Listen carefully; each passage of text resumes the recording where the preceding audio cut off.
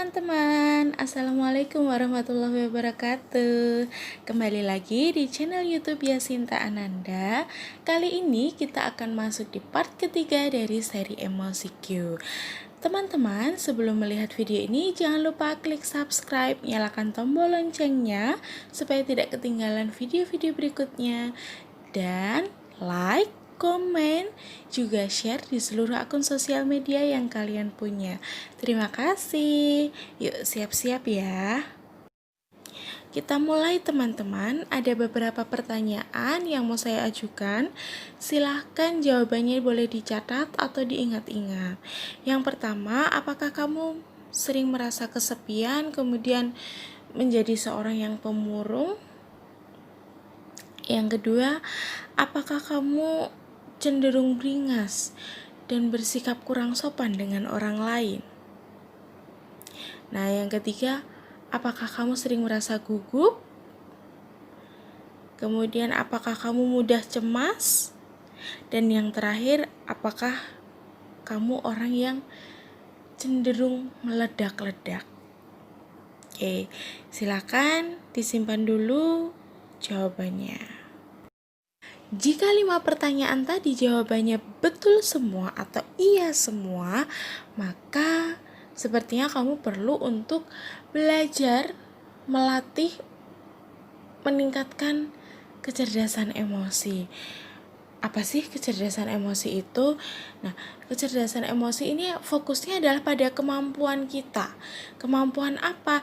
Nah, yang pertama adalah kemampuan untuk mengenali perasaan kita, perasaan orang lain, apa yang sedang kita rasakan, apa yang saat ini terjadi dengan diri kita, apa yang dirasakan orang lain, kita bisa mengenali. Nah, yang kedua adalah kemampuan untuk mengelola emosi.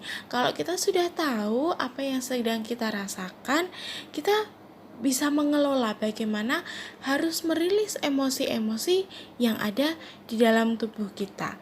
Ketika kita mampu, berarti kita sudah mencapai pada level cerdas emosi.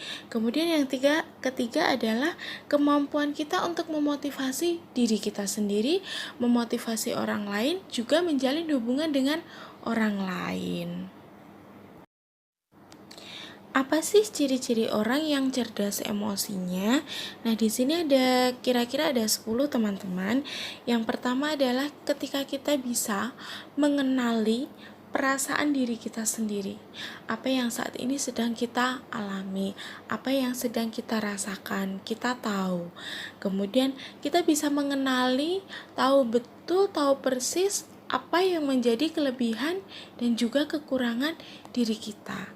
Setelah itu, kita juga bisa fokus memperhatikan sesuatu dengan tenang, dengan fokus, dengan konsentrasi. Kemudian yang keempat adalah kita tahu dan punya alasan mengapa kita mengekspresikan emosi tertentu. Misalnya begini, kenapa sih saya marah? Saya tahu alasannya karena ada hal yang tidak sesuai dengan yang saya harapkan. Kenapa saya sedih? Kenapa saya menangis? Saya punya alasan untuk mengekspresikan itu. Kemudian mudah berbaur dengan orang lain. Kita tidak menutup diri dengan orang lain.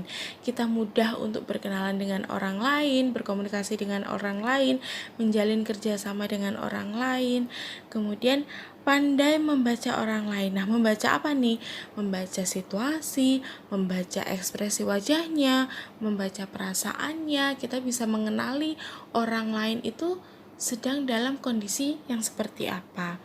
Kemudian yang tidak kalah penting adalah kita menjadi orang yang mudah untuk bersyukur dengan apa yang sudah diberikan oleh Tuhan. Kemudian berpikiran terbuka. Pikiran terbuka ini ketika kita mendapatkan masukan dari orang lain, bisa berpikiran positif, tidak hanya beranggapan bahwa apa yang menjadi pendapat saya ini adalah yang paling benar. Nah, itu tidak, tetapi kita bisa terbuka gitu ya.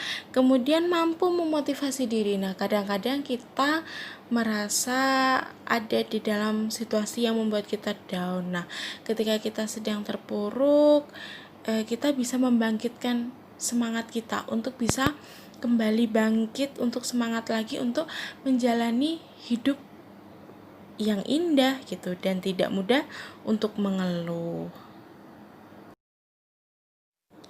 Di video saya yang sebelumnya saya pernah mengatakan bahwa semakin dewasa seseorang, maka kecerdasan emosinya akan semakin tumbuh atau dia akan semakin matang dengan emosinya. Tetapi ini tidak serta-merta didapatkan, namun butuh latihan yang terus-menerus. Nah, apa saja latihan yang bisa dilakukan? Yang pertama adalah mengendalikan diri dengan prinsip kemoralan, karena kita hidup di masyarakat yang punya aturan, yang ada norma dan nilai-nilai yang berlaku, dan itu dijadikan sebagai dasar ketika kita melakukan sesuatu, jadi ada patokannya. Kemudian kita latihan untuk mengendalikan diri dengan kesadaran. Sadar nih, saya siapa? Sadar nih, apa yang sedang saya lakukan? Kemudian mengendalikan diri dengan perenungan. Kita sebagai manusia butuh untuk merenung. Renungan itu bisa dijadikan sebagai momen untuk kita mengevaluasi diri kita, momen untuk kita me time, atau kita ngobrol dengan diri kita sendiri. Apa sih mau saya? Apa sih yang akan saya kerjakan? Apa kok saya jadi tidak bahagia? Kenapa kok saya jadi sedih terus? Nah, itu dijadikan sebagai momen untuk merenung. Selain sadar, kita juga perlu sabar. Jadi jangan mudah untuk terburu-buru mengekspresikan emosi kita, tapi dicerna dulu bagaimana harus dirilis, bagaimana cara kita untuk mengekspresikan emosi kita. Sabar, dengan kita sering-sering latihan bersabar, kita akan menjadi orang yang semakin dewasa. Dan yang berikutnya adalah sering-seringlah untuk menyibukkan diri dengan pikiran dan aktivitas yang positif, sehingga otak kita tidak berpikir yang negatif, kita tidak melakukan hal-hal yang negatif, dan kita selalu menjadi orang yang positif. Kalau tadi ada hal-hal yang bisa kita lakukan, nah sekarang adalah beberapa hal yang harus kita hindari supaya kita bisa mencapai tingkat kecerdasan emosi yang levelnya semakin meningkat. Yang pertama adalah hindari berbicara tidak sopan, baik itu dengan orang yang lebih tua khususnya, kemudian dengan teman kita yang sebaya, ataupun dengan orang yang lebih muda. Kemudian hindari menggunakan kata-kata yang kasar. Kadang kita suka ya nggak sengaja mengucapkan kata-kata atau kalimat-kalimat yang kasar. Walaupun mungkin menurut kita itu biasa, tapi belum tentu orang lain yang mendengarkan bisa berpikiran yang sama gitu ya. Kemudian hindari terlalu sering bermain game. Wah, ini sekarang nggak cuma anak kecil, orang dewasa pun juga sudah banyak yang kecanduan game. Nah, ini harus dihindari teman-teman. Dan yang terakhir adalah hindari hal-hal yang bersifat pornografi, karena ini efeknya sangat merusak otak kita, juga moral kita menjadi tidak baik. Nah, dengan kita bisa menjaga hal-hal itu dan dilatih secara terus-menerus, kita lama-lama akan bisa menjadi orang yang cerdas secara emosi. Gitu dulu teman-teman. Next kita akan melanjutkan dari seri Emosi Q tentang manfaat yang akan kita dapatkan ketika kita mempunyai kecerdasan emosi. Terima kasih sudah menonton video ini, dan I'll see you on my next video. Wassalamualaikum warahmatullahi wabarakatuh.